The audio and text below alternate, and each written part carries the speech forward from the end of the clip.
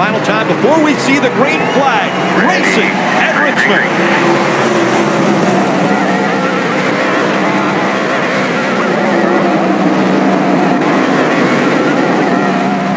Tyler Reddick started up front.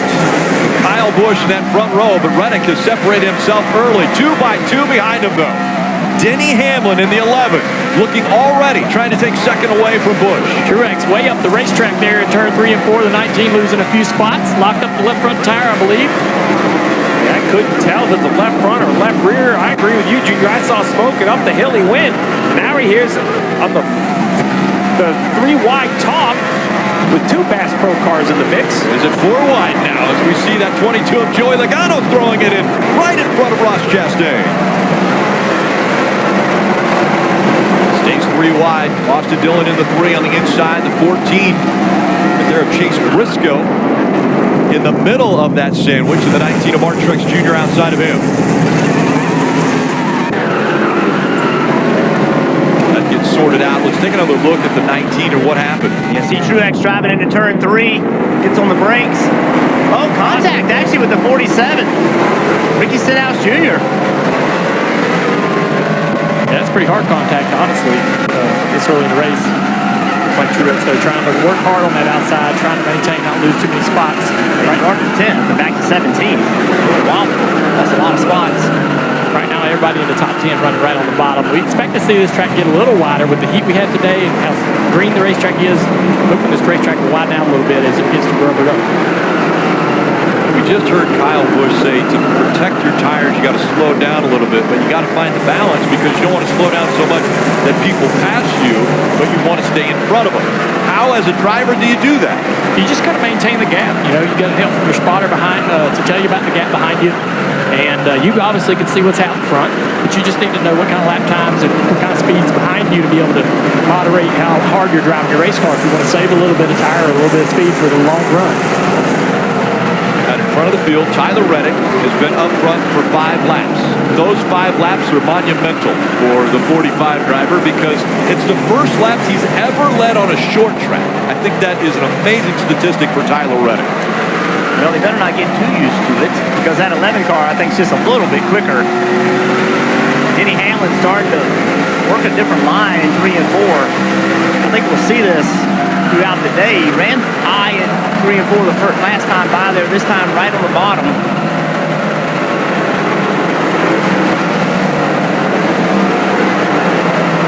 Briscoe on the outside of that 3 of Austin Dillon. That battle down on the bottom of your screen. 17th, 18th right there, 16th, 17th. The lead battle, you see 3 car lengths separating Reddick from Hamlin up front. Yeah, the 45 gets up the racetrack a little bit on the corner, exit. Denny likes that. He says, hey, I'll take that bottom. Move up off the racetrack, give me some clean air. Ready to try to tidy up that turn 3 and 4 this time by Marty. Tyler Reddick out front. He is in the playoffs with the win earlier this year at Circuit of the Americas, but this is a pretty important race for Tyler Reddick and the 45 team, as crew chief Billy Scott told me. He drives for Michael Jordan, and the guy who's tracking him down right now, Denny Hamlin. And Billy told me we have to start building some consistency and some momentum. Speed has not been our problem all year long. Execution had. Speed, they finished second at Pocono last week, and he said that honestly is the first race we've executed in 2 months. How important as a team is it when you're in the playoffs to build that momentum and that consistency going into the playoffs? Well, consistency is the key, right? You got to have the firepower to win when you get late in the playoffs. But with 16 cars making it, 12 advancing out of round 1, 8 advancing out of round 2, consistency still pays. Only 3 guys can win in each round. I think it's vitally important.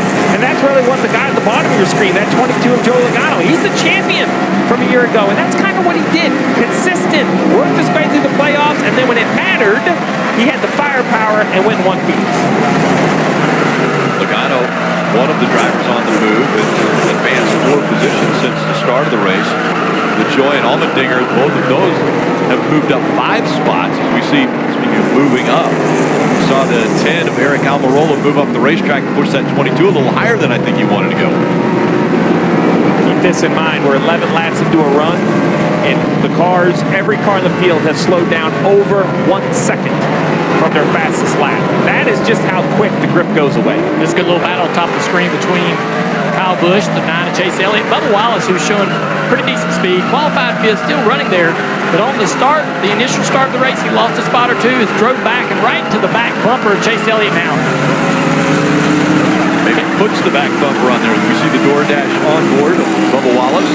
He dives to the inside here in turn 1 and 2. He's going to try to wrap this bottom. I think he easily takes it back and right to the back bumper of Chase Elliott now. Maybe puts the back bumper on there as we see the DoorDash on board of Bubba Wallace. He dives to the inside here in turn 1 and 2. He's going to try to wrap this bottom. I think he easily takes the spot from Chase. So Bubba Wallace now moves up into the 4th spot. Nice job. You hear on the radio, Reddick, Hamlin, Busch, Wallace, the top 4. Hasn't been a good racetrack for Bubba in the last 3 results, 26th, 13th, and 22nd. We're trying to have a great day today as he continues to build on his, the points he has over the bubble. We got some road courses coming up. We talked about it in the pre-race. He knows he's not great at those road courses, so a good day today is important. 2 wins on the career for Bubba Wallace, one in Talladega, the other in Kansas last year. Hasn't happened on a short track, though, yet. Dylan. Well, Junior mentioned that this place has been a struggle for Bubba in the past, and here's the reason why. This place and a place like Loudon, these flatter short tracks, the car just doesn't drive very well generally, but it's always fast. And Bubba says, I'd rather it be that way than the opposite. So it's just going to be about managing that balance all day long. It's going to be extra challenging today with the heat and the tires that fall off. But today is just going to be about how well they execute. Simple as that. Rudy Barker, the crew chief, said, we don't try any harder here or Michigan than we do at the road courses, but it sure would be nice to have a couple of good races here to give us some buffer over the next 3 to end the regular season, Dave. Let them come back to you. That was the word to William Byron. Started 6th, running 6th, but they were seeing things on the pit box that told them Byron was doing all the right things. The cars in front of him were doing things that were going to bring them back toward the 24. Jeff, sometimes you got to listen to that and just ride in the 24 or another car. Well, the other cars are getting worse. Well, Steve just talked about how the fall off of tires is so big here, and I think that's what you have to do. If your car's not perfect and you make those tires angry, it's going to get worse. You're going to heat those tires up, and the car is going to continue to drive bad. So you have to use patience at this racetrack. I love to hear drivers that are now appearing on the TV talk about patience. Now, Jeff, I'm going to give you credit. You always had a lot of patience. I was being funny. Wait, who are you talking about then? I think we know. What's fun about Mech Arena is that there's a mech for everyone. We all know. So it started off short track racing. 3 and the 14 already. Little contact there. And Austin Dillon, we'll see how aggressive he gets as the battles continue all the way around this short track. You're watching the Cookout 400 on USA.